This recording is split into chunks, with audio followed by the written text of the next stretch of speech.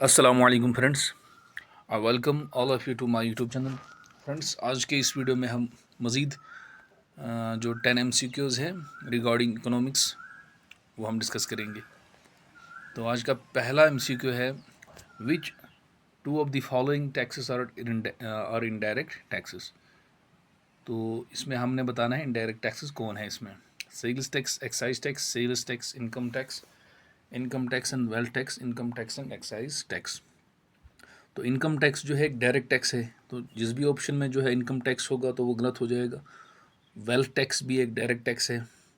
तो फिर बचते हैं इसमें सेल्स टैक्स और एक्साइज टैक्स, यानी कि ऑप्शन फर्स्ट इसका जो है राइट आंसर है। Sales tax and excise tax, these are the indirect taxes, while as income tax, wealth tax जो है ये डायरेक्ट टैक्सेस है। दूसरा MCQ है, recommendations to the President of India on the specific union-state fiscal relations are made by the union state physical relations पे जो recommendations है वो कौन सा कमीशन प्रेसिडेंट को देता है।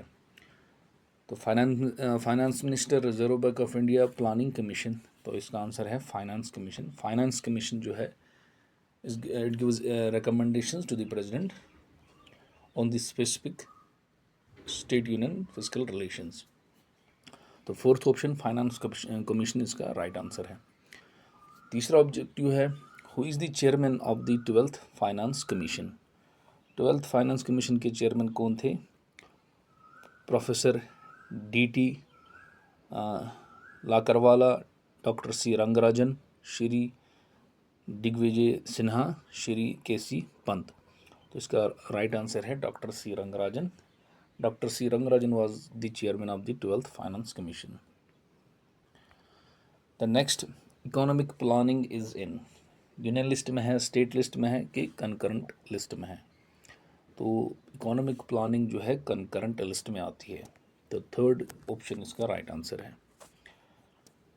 From the following which one is not a tool of physical policy. तो कौन सा इसमें जो है फिजिकल पॉलिसी का टूल नहीं है?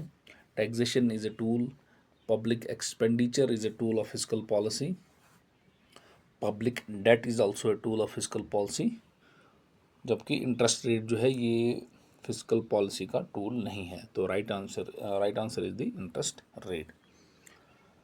फिजिकल डेफिसिट इज, तो इसमें हमें बताना है फिजिकल डेफिसिट क्या है।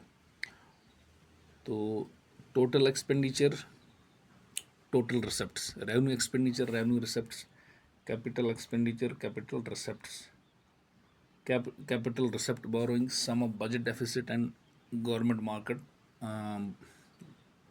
market borrowings and liabilities।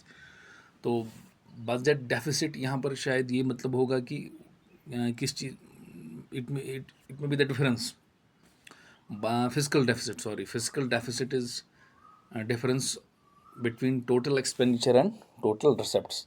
तो इसका राइट आंसर जो है that will be the first option, that is total expenditure minus total receipt is physical deficit।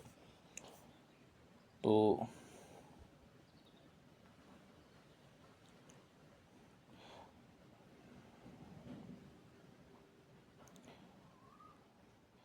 Next is MODVAT is related to, MODVAT किस tax के साथ related है? Sales tax है, wealth tax है, income tax है, excise duty.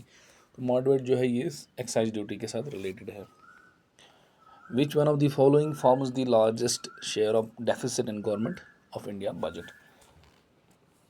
तो largest share किस चीज़ का है in government of India budget?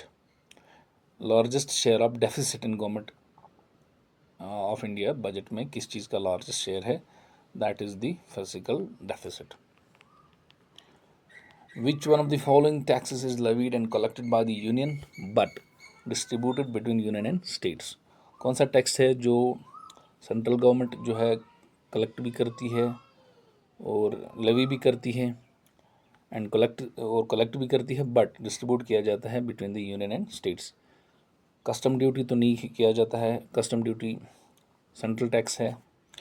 Tax on railway fares and freights ये भी नहीं शेयर किया जाता है। Tax on income other than on agricultural income. Corporation tax भी शेयर नहीं होता है, तो इसका थर्ड ऑप्शन राइट आंसर है, tax on income other than on agricultural इनकम। 10th जो क्वेश्चन है, the largest item of expenditure in the current account of the central government's budget is subsidies, defence expenditure on social services, interest payments. तो largest जो item of expenditure है that is interest payments. तो इसका right answer जो है option 4 इसका right answer है, that is interest payments. Farmers takes the largest share in the central government's budget. Thank you friends, अगर अभी तक आपने चैनल को सब्सक्राइब नहीं किया है तो काइंडली ज़रूर सब्सक्राइब करें और शेयर भी साथ में करें। Thank you.